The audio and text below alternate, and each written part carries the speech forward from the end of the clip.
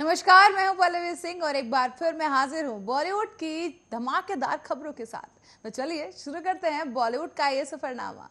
भारतीय अंतर्राष्ट्रीय फिल्म महोत्सव यानी IFFI का 52वां संस्करण गोवा में आयोजित किया जाएगा और ये महोत्सव 20 से लेकर 28 नवंबर तक होगा। केंद्रीय सूचना प्रसारण मंत्री अनुराग ठाकुर ने बताया है कि पहली बार IFFI ने महोत्सव के लिए भाग लेने के लिए प्रमुख OTT प्लेटफॉर्म्स को भी आमंत्रित किया है और इस दौरान अनुराग ठाकुर ने घोषणा की कि स्टेफन सजावो और मार्टिन स्कॉर्सेस को इस महोत्सव में सत्यजीत रे लाइफ टाइम अचीवमेंट अवार्ड से सम्मानित किया जाएगा।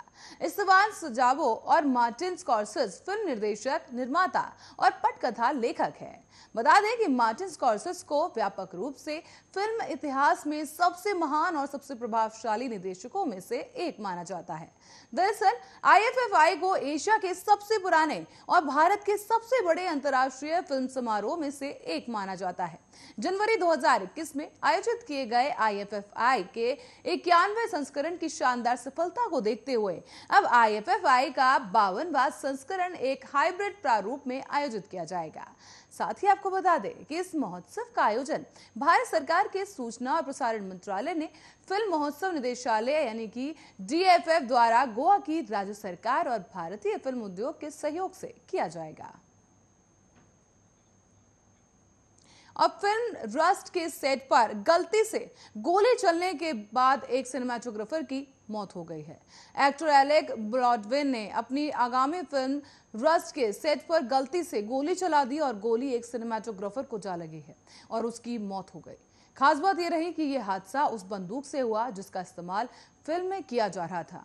न्यू मैक्सिको के सेंटा फे में बोनांजा क्रीक रेंच की जो फिल्म है उस सेट पर गुरुवार को हुई इस घटना में 42 वर्षीय सिनेमाटोग्राफर हेलेना हेंचिंस की मौत हो गई है। तो वहीं लेखक निर्देशक 48 वर्षीय जोएल सूजा भी इस दौरान घायल हो गए। पुलिस ने कहा है कि कोई आपराधिक मामला दर्ज नहीं किया गया और घटना की जांच फिलहाल जारी है।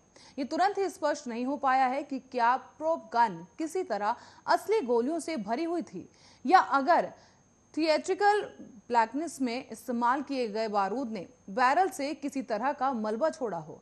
फिलहाल इस मामले में ब्रॉडविन और सूजा और रेस्ट के कार्यकर्ता, निर्माता और प्रतिनिधियों ने चुप्पी साध ली है। इस बीच हेलेना हॉचकिंस की उनको श्रद्धांजलि का सिलसिला भी शुरू हो गया और जेम्स कलन ने लिखा कि मैं तुम्हें याद करूंगा मेरे दोस्त। एक अन्य दोस्त जैक कैसवेल ने भी लिखा कि मुझे ऐसा लग रहा है कि मेरे अंदर से हवा निकल गई है, आप बहुत याद आएंगी। जबकि टीना प्रेस्ली बरैक ने लिखा कि दिल टूट गया। कैलिफोर्निया ने वेनिस बीच में रहने वाली 42 वर्षीय हचिंस को हॉलीवुड के उभरते सितारों में से एक माना जाता था, जिसका नाम अमेरिकी सिनेमाटोग्राफर द्वारा 2019 में देखने के लिए छायाकारों की सूची में रखा गया था। और एक सैनिक की बेटी हचिंस ने यूक्रेनी राजधानी कीव में कॉलेज जाने से पहले आर्टिकल सर्कल में एक सोवियत सैन्य अड्डे पर वो बढ़ी।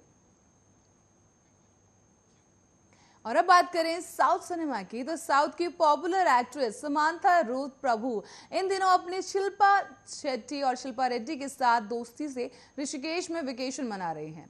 कुछ दिनों पहले समांथा ने ऋषिकेश के एक रिजॉर्ट में फोटो सोशल मीडिया पर शेयर की थी और अब उन्होंने एक और फोटो शेयर की है जिसमें वो शिल्पा के साथ पोज देती हुई नजर आ रही हैं और दोनों के पीछे एक हेलीकॉप्टर खड़ा हुआ है। तस्वीरों में समांथा पूरे पिंक आउटफिट में नजर आ रही हैं और उन्होंने एक स्लिंग बैग भी कैरी किया हुआ है। उन्होंने पोस्ट में यह भी खुलासा किया कि ये तस्वीरें यमुनोत्री जाने से पहले की हैं। इससे पहले समांथा ने ऋषिकेश के एक रिजॉर्ट में स्विमिंग पूल की फोटोज भी शेयर की थी। इसके अलावा उन्होंने एक आश्रम के बाहर की फोटो भी शेयर की जिसके गेट पर लिखा हुआ था, आपकी खुशियों का रास्ता आपके अंदर से होकर जाता है। आपको बता दें कि समांथा पिछले काफी समय से साउथ एक्टर नागा चैतन्य के साथ अपने टूटे रिश्तों की वजह से चर्चाओं में बनी हुई थी और समांथा और नागा चैतन्य को लेकर पिछले कुछ महीनों से लगातार खबरें सामने आ रही थी कि दोनों तलाक लेने वाले हैं और 2 अक्टूबर को दोनों ने सोशल मीडिया पर इस बात की पुष्टि करते हुए एक ऑफिशियल स्टेटमेंट भी जारी कर दिया था। दोनों ने लिखा था कि वो बतौर पति पत्नी अलग हो रहे हैं और अब उनके रास्ते अलग हो चुके हैं। समांथा ने इसके बाद एक पोस्ट लिखकर अपना दर्द भी जाहिर किया था और कहा था कि तलाक एक दर्दनाक प्रक्रिया है और उन्हें इससे उबरने के लिए अकेले में कुछ समय चाहिए। समांथा इसी साल एक web series the family man 2 में भी नजर आई थी और आपको बता दें कि उनके द्वारा निभाए गए रज्जी के किरदार को काफी पसंद भी किया गया था। और शुक्रवार को कौन बनेगा करोड़पति 13 पर एक बेहद ही खास एपिसोड प्रसारित होने वाला है। इस एपिसोड से जुड़ा प्रोमो हाल ही में रिलीज किया गया और इस प्रोमो में कहा गया है कि बुजुर्गों को दिलवाले ने उनका सम्मान केबीसी 13 के मंच पर आ रहे हैं सोनू निगम और शान। देखिए इस सम्मान मोमेंट को कौन बनेगा करोड़पति में इस शानदार शुक्रवार को रात 9 बजे। बताते चलें कि केबीसी 13 को उनको ये एपिसोड जो है ऐसे बुजुर्गों पर केंद्रित होने वाला है जिन्हें उनके बच्चों ने वृद्धाश्रम में छोड़ दिया है। केबीसी के प्रोमो में दिखाई देता है कि बुजुर्गों के लिए सिंगर सोनू निगम और शान गेम शो में हिस्सा लेते हैं। वो ऐसे बुजुर्ग जिन्होंने उनके ही बच्चों ने जिन्हें ठुकरा दिया हो, उनका वीडियो देखकर अमिताभ बच्चन भी एक पल को भावुक हो जाते हैं। अमिताभ कहते हैं कि कष्ट होता है जब माता पिता के साथ संतान ऐसा करती है। तो वहीं हॉट सीट पर मौजूद सिंगर शान कहते हैं कि वो माता पिता जिनकी वजह से हम आज इस दुनिया में हैं और हम उनका ही ख्याल ना रखें तो फिर हमारी जिंदगी तो व्यर्थ ही हुई। आपको बता दें कि गेम शो केबीसी लगातार सुर्खियों में बना हुआ है। हाल ही में आए एक प्रोमो में तापसी पन्नू के फैन को दिखाया गया जिनका नाम साहिल अहिरवाल था और आप बता दें कि हॉट सीट पर बैठे साहिल ने बिग बॉस में बिग बी से एक्ट्रेस को लेकर काफी सवाल भी किए थे। साहिल अहिरवाल ने बिग बॉस से ये तक पूछ लिया कि तापसी को खाने में क्या पसंद है। इस सवाल का जवाब देते हुए तापसी ने सोशल मीडिया पर बताया था कि उन्हें छोले भटूरे बेहद पसंद है। और इंडियाज बेस्ट डांसर 2 एक डांस रियलिटी शो है जिसमें कंटेस्टेंट्स अपने डांस का जलवा दिखाते हैं और टैलेंट के दम पर शाबाशी भी पाते हैं और हर कोई ऐसे डांस रियलिटी शो का हिस्सा बनना चाहता है। लेकिन इन डांस शो में केवल हुनर ही नहीं दिखाया जाता बल्कि होती है खूब सारी मस्ती। खास तौर से जजों के बीच इंडियाज बेस्ट डांसर को मलाइका अरोड़ा, टेरेंस लुइस और गीता कपूर जज कर रहे हैं और अक्सर इन तीनों के बीच मजेदार बातें देखने को मिलती हैं। और अब शो का एक नया प्रोमो सामने आया है जिसमें मलाइका सुना रही हैं मजेदार शायरी जिसे सुनकर टेरेंस और गीता कपूर का हंस हंस कर बुरा हाल हो गया। ये काफी मजेदार प्रोमो है जिसमें मलाइका अरोड़ा अपने शायराना अंदाज को दिखाने के लिए सामने आई हैं और साथ ही उनकी स्टाइलिंग डीवा, उनका ऐसा रूप शायद ही आपने पहले कभी देखा होगा। अक्सर मलाइका की खूबसूरती और स्टाइल के चर्चे तो होते ही रहते हैं, लेकिन इस बार मोहतरमा के लिए तेवर ही बदल चुके हैं। वो बन गई हैं शायरा और उनकी शायरी ने हर किसी को बेहाल कर दिया है। बताते चलें कि इस बार जहां शो में दमदार कंटेस्टेंट्स नजर आ रहे हैं तो वहीं कुछ लोग ऐसे भी हैं जिन्हें डांस के नाम पर कुछ नहीं आता। हालांकि वो दर्शकों के मनोरंजन में कोई कमी नहीं छोड़ रहे, जैसा कि इस प्रोमो में मौजूद एक कंटेस्टेंट्स ने देखने को मिला। मलाइका अरोड़ा, टेरेंस लुइस और गीता कपूर ने ही इससे पहले सीजन को भी जज किया था जिसकी भी खूब चर्चे हुए थे और पहले सीजन के वीडियो आज भी खूब देखे जाते हैं। 16 अक्टूबर से ही इस शो का आगाज हो चुका है।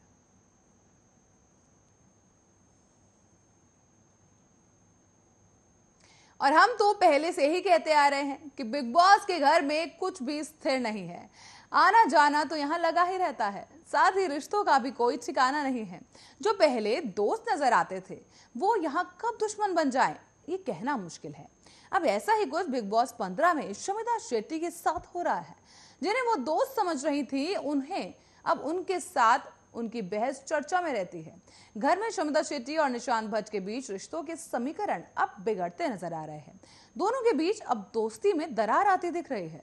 साथ ही शमिता शेट्टी और निशांत भट्ट के बीच गुरुवार को लड़ाई देखने को मिली। हैरानी सबसे ज्यादा तब हुई जब निशांत ने शमिता को ही नॉमिनेट कर दिया।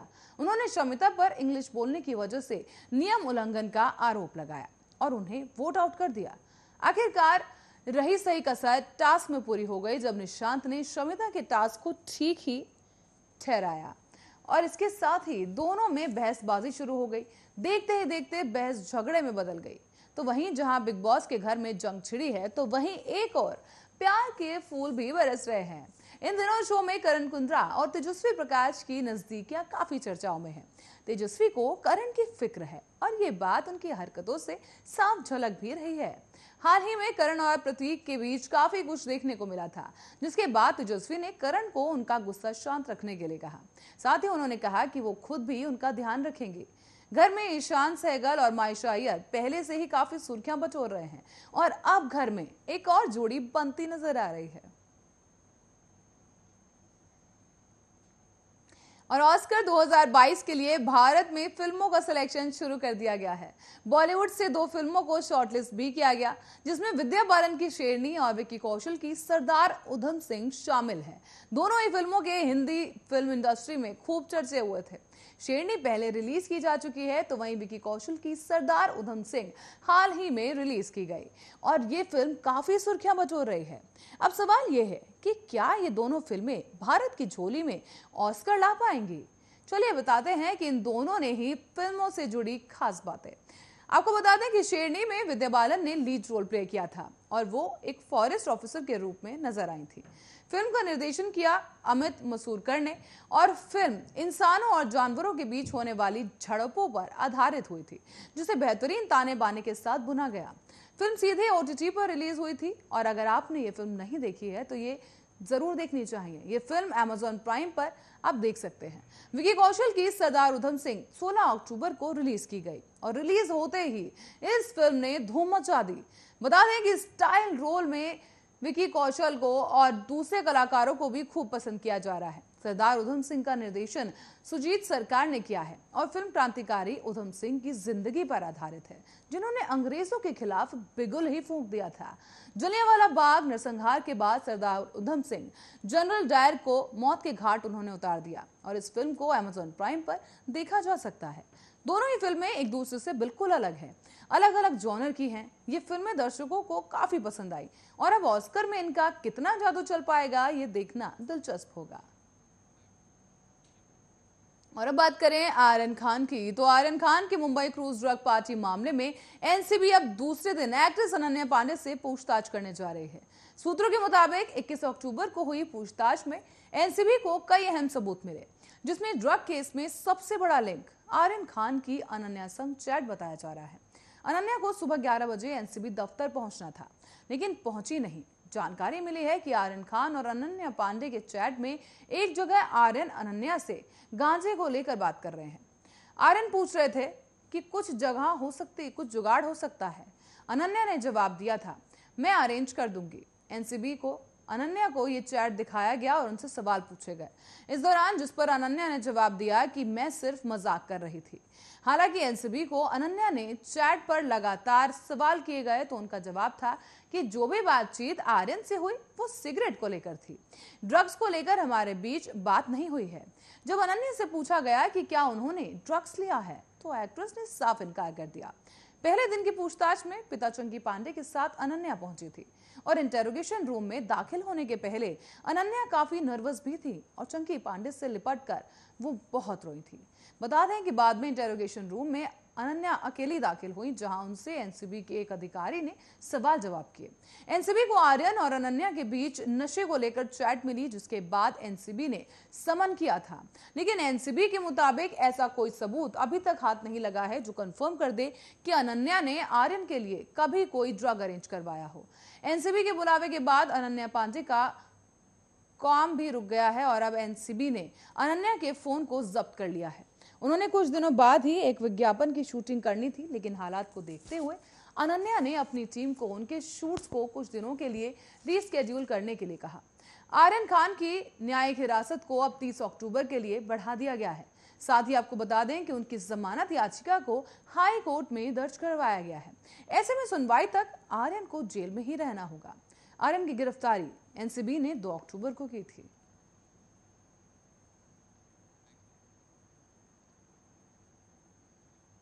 अब बॉलीवुड एक्टर संजय दत्त और उनकी पत्नी मान्यता ने हाल ही में अपने जुड़वा बच्चों शहरान और इकारा को 11वां जन्मदिन सेलिब्रेट करते हुए उनकी फोटो पोस्ट की।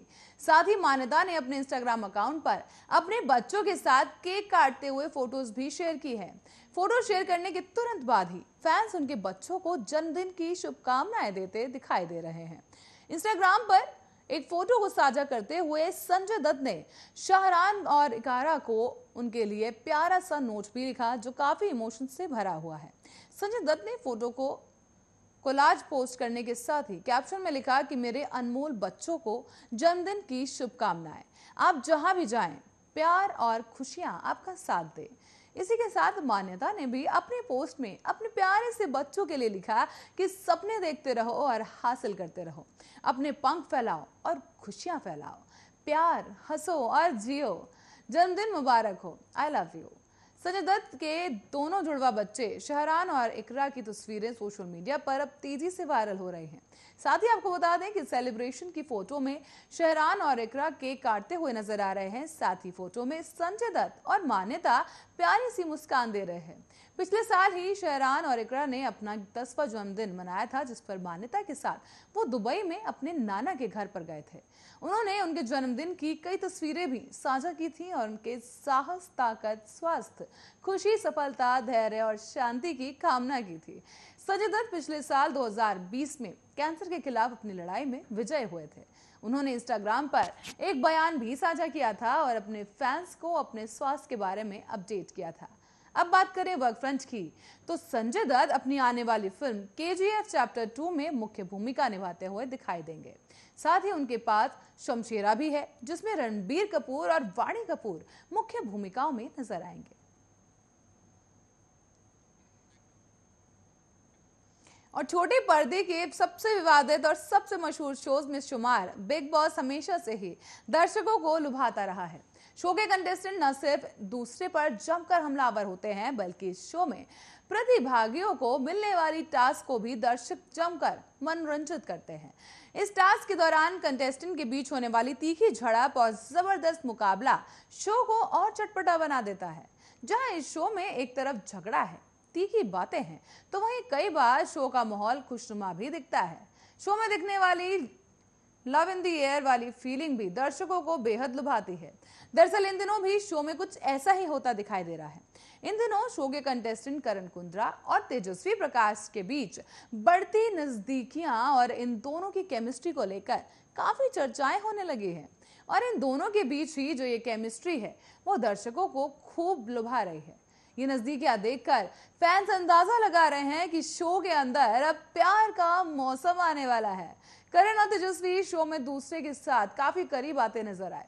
दोनों के बीच स्पेशल बॉन्ड को लेकर चर्चाएं भी हो रही हैं। और हाल ही में घर के अंदर खेले जा रहे टास्क के दौरान जब करण हिम्मत छोड़ते दिखाई देते हैं, तो तेजस्वी ना सिर्फ उनकी हेल्प के लिए आगे आती हैं, बल्कि उनका हौसला भी बढ़ा देती हैं। शो के दर्शक भी इन दोनों को स्वीट और क्यूट कपल जैसे नामों से पुकार रहे हैं। दोनों के बीच की ये बॉन्डिंग फैंस को भी खासा पसंद आ रही है। साथ ही आपको बता दें कि शो के अंदर अगर ये लव कनेक्शन मजबूत होता है, तो घर के अंदर की कहानी में नया मोड़ आना पॉसिबल है। और अब देखने वाली बात ये होगी कि दोनों के बीच की ये नजदीकियां सच्ची हैं या फिर शो में लाइमलाइट के अंदर आने के लिए एक स्टंट। क्योंकि ऐसा पहली बार नहीं है कि बिग बॉस के घर में लव कनेक्शन देखने को मिला हो, लेकिन ज्यादातर ये कनेक्शन सिर्फ दर्शकों की अटेंशन पाने के लिए एक जरिया बनकर रह जाता है। ऐसे में आपको बताते चले कि इस कनेक्शन का भविष्य क्या होगा, ये देखना काफी दिलचस्प होगा। और रितेश देशमुख बॉलीवुड के जाने माने एक्टर हैं। वो जितनी फिल्मों में लोगों को एंटरटेन करते हैं, उतना ही सोशल मीडिया पर भी एक्टिव रहते हैं। वो अक्सर ही अपनी पत्नी जेनेलिया डिसूजा के साथ रील्स बनाते रहते हैं और शेयर करते रहते हैं, जिन्हें फैंस भी काफी मजे के साथ देखते हैं। तो वहीं हाल ही में रितेश देशमुख ने बताया कि जब टिकटॉक बैन हुआ तो वो लगभग बेरोजगार हो गए। रितेश देशमुख ने एक मजेदार किस्सा एक इंटरव्यू में शेयर किया। रितेश देशमुख ने बताया कि 2020 में जब लॉकडाउन लगा तो वो टिकटॉक के संपर्क में आए। उन्होंने सोचा कि लोगों के चेहरे पर इसके जरिए स्माइल लाई जा सकती है, इसीलिए उन्होंने टिकटॉक पर वीडियोस बनाना शुरू कर दिया। लेकिन जल्दी ही टिकटॉक बैन हो गया, जिससे वो काफी परेशान हो गए। उन्हें लगा कि जैसे वो बेरोजगार ही हो गए और वो सोचने लगे थे, हे भगवान, अब मैं क्या करूं? जो काम था वो तो चला गया, लेकिन उन्हें फिर रील्स बनाने का आइडिया आया और वो जेनेलिया डिसूजा के साथ मिलकर मजेदार रील्स बनाने लगे, जिन्हें देखकर फैंस खूब एंजॉय करते हैं। हाल ही में रितेश देशमुख जेनेलिया डिसूजा के साथ कौन बनेगा करोड़पति में भी पहुंचे थे, जहां इन दोनों कपल्स ने खूब मस्ती की। जेनेलिया डिसूजा की बात करें तो वो एक्टिंग को कई साल पहले छोड़ चुकी हैं, जबकि रितेश देशमुख आज भी फिल्मों में नजर आते हैं। फैंस उन्हें बेहद पसंद करते हैं। आखिरी बार उन्हें हाउसफुल 4 में देखा गया था, जिसमें उन्हें काफी पसंद भी किया गया था।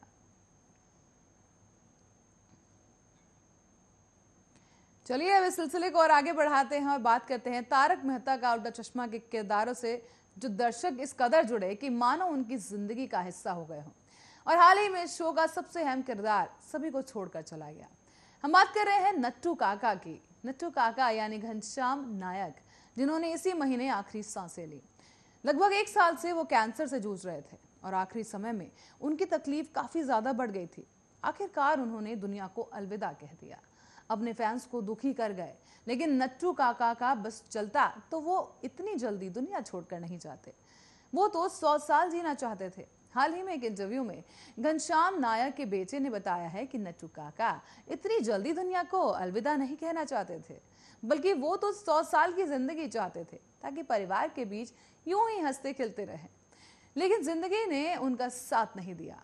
आखिरी कुछ महीनों में जांच के दौरान पता चला कि कैंसर उनके पूरे शरीर में फैल चुका था और कीमोथेरेपी भी काम नहीं कर रही थी।